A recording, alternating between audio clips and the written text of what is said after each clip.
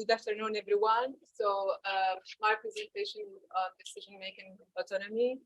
So this research is part of my PhD dissertation, which is also part of a larger research project entitled Globalizing Actors, which focusing on analyzing actors, specifically managers, and how those managers create, diffuse, and implement HR policies. So I want to give this context in order to make you understand why I'm going to present only this tiny part of the project.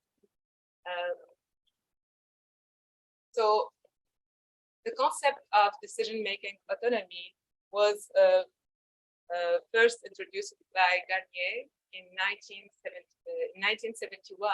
and since then the literature on international management has expanded, and also research about actor roles in international companies are becoming wider, and it highlights how these roles are becoming more and more complex, and how they shift from classic roles to more sophisticated roles.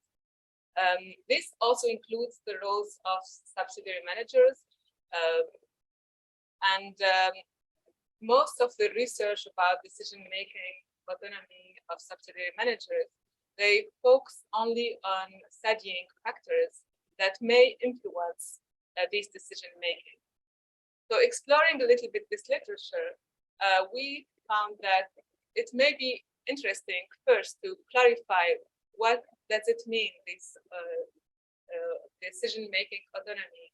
And we found that we need to review all the literature that until 2022, and we need also to integrate different literature that may seem that it is different, but it is interrelated. So we start by the definitions of decision-making autonomy, and something that was very clear, that many researchers didn't give any definition of decision-making autonomy. They assume that it's a clear concept and very easy, and we can operationalize. I'm sorry for this. So we can operationalize this concept and use it in a very easy way without giving any definition. So reviewing the literature since 1971 to 2022, we found only few definitions. I think it was 22. So I want to introduce two different definitions. The first was introduced by Garnier. It says that decision-making autonomy is related to the division of the decision-making authority between a local unit and an outside organization that controls it. So this is the first definition. The second, it presents this decision-making autonomy as the extent to which important decisions can be made without the consent of others. So the first conclusion from the literature review is that there is a lack of consensus about how can we define this concept. Also, we find that we can analyze this concept at the level of individual or at the level of organization. And sometimes it's empirical research mix the individual level with the organizational level. So there is a misunderstanding about on which level we should focus in order to explore this concept. So we conclude that it's fragmented concept, vague and fuzzy, that need to be explored. So based on the literature coming from international management and also the sociological literature, we were able to classify the reviews of the papers talking about decision-making under two theoretical perspectives.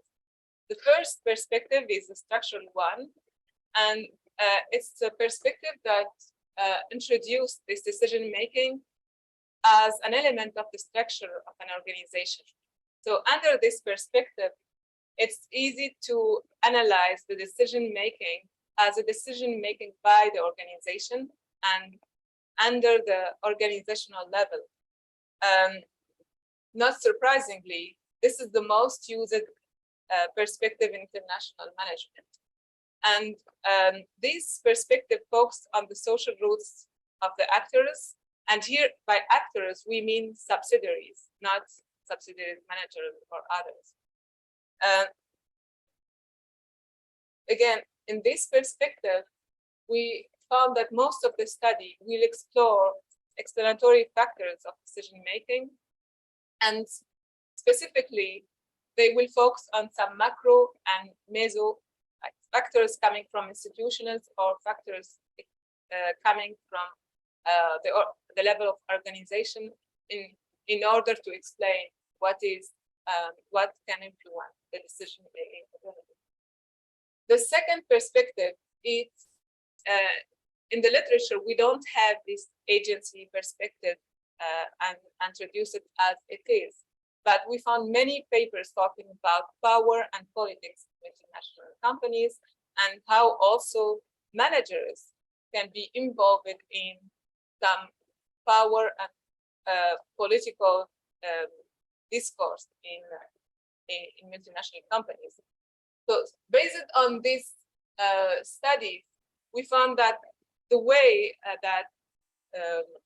by which we define multinational companies as a site of power and micro-political gains, it allows us to explore more the individual actor, and that individual actor is supposed to have resources that give them power. So under this perspective, we will be able to explore individual actors, and by individual actors, we are talking about managers within multinational companies, whether they may be within the subsidiary or within the parent company. And those actors must be included in the discussion and must be the focus of the micro-political analysis. So in this study, we combine these two theoretical perspectives in order to study the managerial decision-making autonomy as a concept that is, one, embedded in a particular institutional structure, two, dependent on organizational resources to give the managers some power, and three, negotiated by individual actors. So I think the first point is clear because we talk about the structural perspective. The second one also, it comes from the power and the agency perspective. But we can say why we are considering it as a negotiated by individual actors. In fact, some research shows that this decision-making autonomy is a process the process of negotiation that focuses on two areas. The first one is the creation of the policy. When we create a policy, let's say HRM policy, there is many actors that individual actors in the organization that may interact in order to put in place the policy. After this creation, there is also the implementation, and who is involved in the implementation, who has more power when it comes to implementing these policies. Unfortunately, in the international management literature, they only focus on policy creation as an area of negotiation and not implementation. But in this study, we include also the policy creation and implementation. So decision-making autonomy has been studied as a binary variable in the qualitative research, and as a gradual scale of 5 levels in quantitative research. So in this research, we decided to put 3 levels for the decision-making autonomy of subsidiary managers, because it's more coherent between this qualitative research and quantitative research. So we have a very high level of decision-making autonomy, moderate level of decision autonomy, and very low level of decision autonomy. Every level is conditioned by the creation and the implementation. So there's also a high level, for example, of creation, or high level in the implementation. So in order to explore empirically the concept of decision-making autonomy, we use a qualitative research, monographic, multiple case studies that include individual cases as units of analysis. And we collect our data from September 2017 to November 2019. These data was collected from 2 French multinational companies. We did 14 interviews within 10 subsidiaries, and decision-making autonomy was related to 7 HR policies, and we coded all this data with NVivo, and we used the grounded theory. So what are our research results? I think I'm going to the main point. So the first thing is, we found that there is many kind of variation of decision-making autonomy. The first level is variation according to the MNC. So we did have 2 multinational companies under study, multinational company A and B. The variation according to the multinational company, it means that we found in multinational company A, almost all the subsidiary managers has low level of decision-making autonomy. In contrast, almost all of the subsidiary manager of multinational company, the multinational B, has very high level of decision-making autonomy. The second result is variation in time. So the decision-making autonomy vary in time. Since we collect our data from September 2017 to November 2019, so during that period of 2 years, we were able to see how that decision-making autonomy varies in time. So subsidiary manager of multinational, the multinational A, they have had a very high decision-making autonomy before moving toward a very low decision-making autonomy. On the other hand, subsidiary managers of multinational B have moved from a very high decision-making autonomy, which was decentralized, to a very high decision-making autonomy, which is now coordinated. So this temporal variation is important, but when we check the literature, it's still under research. So we think that it's we can focus on this when doing new research on decision-making autonomy, and also it confirms the existence of some kind of oscillation between centralization and autonomy in multinational companies, and that was a result introduced by Ferner and his colleague in 2004. Sorry. So the third result is variation according to HR policy.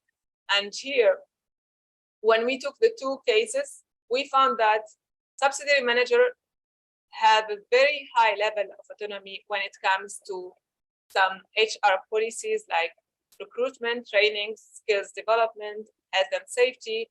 But on the other hand, subsidiary managers they have a very low level of autonomy when it comes to talent management and senior managers policies. So this is a very classic result in the literature of national management. So it's in accordance with previous studies.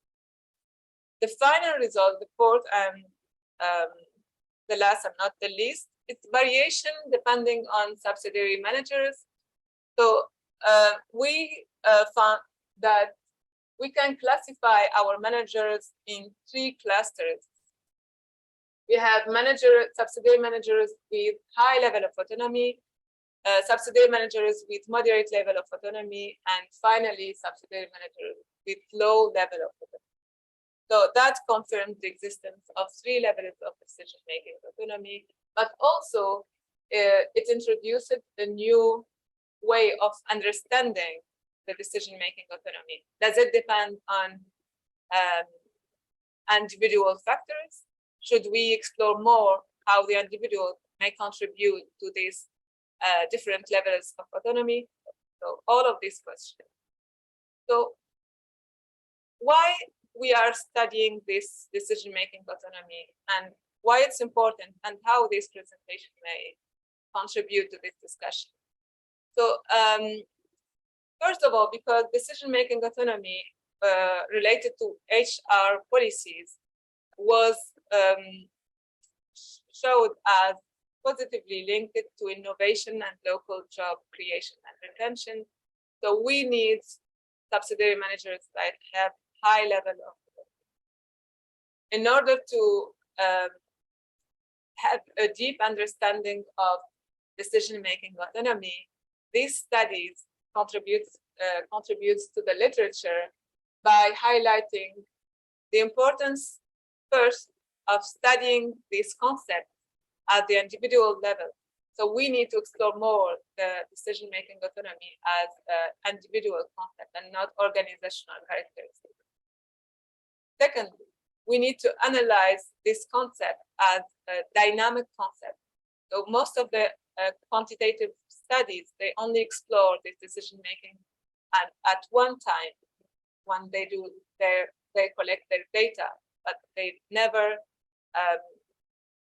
do longitudinal studies. So this varies according to time, multinational companies, HR policies, and managers. So we need to take into account these multifaceted and dynamic characteristics of the concept. Finally, we need to explore its determinant or the factors that contribute to different levels of decision-making autonomy. And we need to go beyond institutional and organizational factors by introducing some individual factors. Thank you so much.